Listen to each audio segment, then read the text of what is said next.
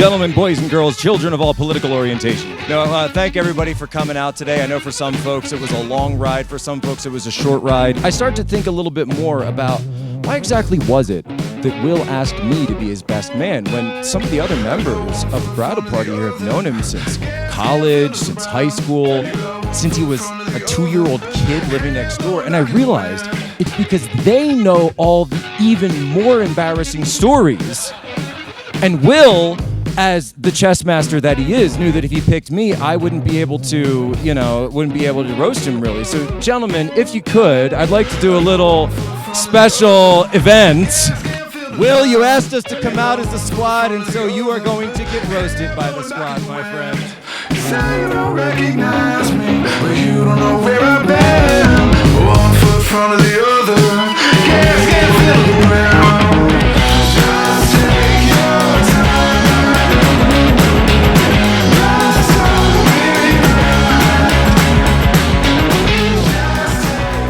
be Phil's a hell of a public speaker.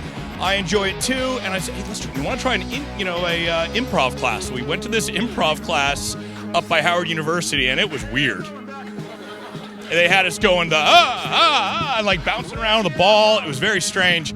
And I could tell Will was just not feeling it at all. And in the middle of I'm kind of doing, and then we had a little break halfway through, and we're about to start again. He comes up and he goes, "Tom, I'm just way too introverted for this shit. You gotta I'm not doing. I'll catch you later." In DC, and he said, "Hey, I started dating somebody." And he says, "Yeah, you know Jordan Lancaster?" I was like, "Get out. No way." I was like, first of all, she's hot. And second of all, I said, "Oh my gosh, and she's funny, all that great." And then immediately I told my lovely fiance over there, Natalie, one of the other bridesmaids, and I told, "Hey, Will Chamberlain's dating Jordan Lancaster." She's, "Oh my God, I've always wanted to meet her. Oh my God, can we be friends? Can you introduce her? Oh my God, I want to meet her so bad." And of course, they did, and they become very close friends. And look at here we are now.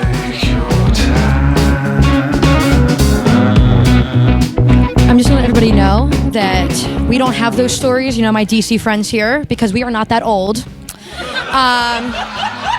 We are in our 20s. Shout out. Thank you, everyone. Great. Okay, well, hello. My name is Lindsay. First, I want to just say thank you to Jordan for asking me to do this. I was completely honored and very humbled because, as many of you already know, I haven't known Jordan my entire life. We don't have the elementary school story. We don't have the growing up as neighbors story. I met her about less than 2 years ago, actually, in DC. And I told her I wasn't going to tell this story, but I'm going to, because it involved, we were at the ripe age of 21. There was a lot of alcohol involved and a lot of karaoke. And basically, I met Jordan at a bar, and my friend Greg over here was like, "Oh, this is Jordan. You've seen her on Twitter." Or he brings her over to me, and I meet her. She turns around and says, "Excuse me," and walks up to the dive bar we were in, to the microphone, and says, "Put on TikTok by Kesha, please." And then grabs the microphone and starts performing to TikTok by Kesha. And I was like, she's kind of matching my energy. You know what? I like her. I think I'm gonna be friends with her. So basically, we met under the influence, I guess. But we've had a lot of great memories that I have a few on my paper here because I'm a writer, so I'm writing everything down. If I didn't have someone like Jordan who reassured me that she wasn't going anywhere, I really don't know where I would be right now. She's witnessed some of the worst parts of me, and don't cry on me right now. She's witnessed some of the worst parts of me and never for a second showed any judgment. And that's when I knew that the length of a friendship truly did not matter. It felt like an elementary school friendship, and I wish I would have known her growing up because I never have had a friendship like this in my entire life. She never hesitates to put her own problems on hold to help somebody else. She bends over backwards for her friends, and everybody at this table would agree with me. She's incredibly selfless and a gifted talent. If you've ever seen her write, it's incredible. And she's the type of friend that I wish I would have known for a lot longer than a little under 2 years. Jordan, I value our friendship more than any words on paper could ever describe. And Will, I am so happy that you will let me continue to show up to your apartment unannounced because there's a ring on her finger that will not be stopping anytime soon. Jordan, and you are the greatest friend I could ask for. I am so beyond excited for what's coming for you next. And just remember that I will always be right next to you if you need support, behind you if you need a push of encouragement, and in front of you if you need me to tell somebody off for you. Thank you. I'd like to give a big thanks to Jordan for all the memories, all the great times we've had. Jordan and I are also a lot alike in a lot of ways. I like to focus on our positive attributes. Jordan's hardworking, she's fun-loving, She's persistent. Some people would say hard-headed, but that's her mom's side, not my side. The sarcasm is her mom's gift too. So, but you know, I could have, many ways I could have been a better father. I was, you know, not always the world's greatest father, but I was twice. And I have the certificate from Jordan to prove it.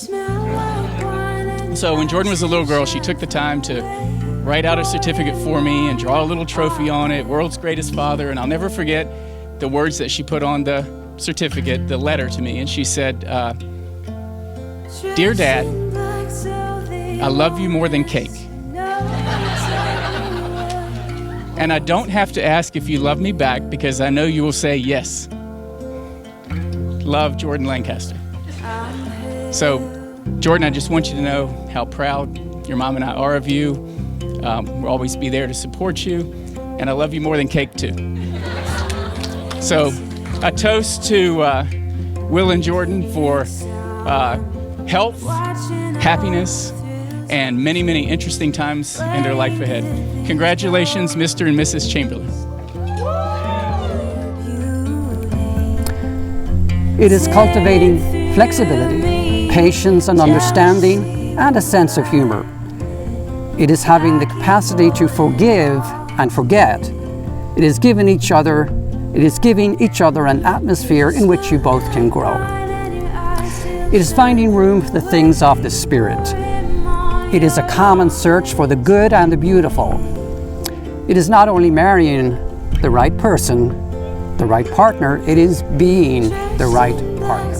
My great joy and privilege through the state of North Carolina and the power the state has vested in me to pronounce you as husband and wife. And yes, the groom may kiss the bride.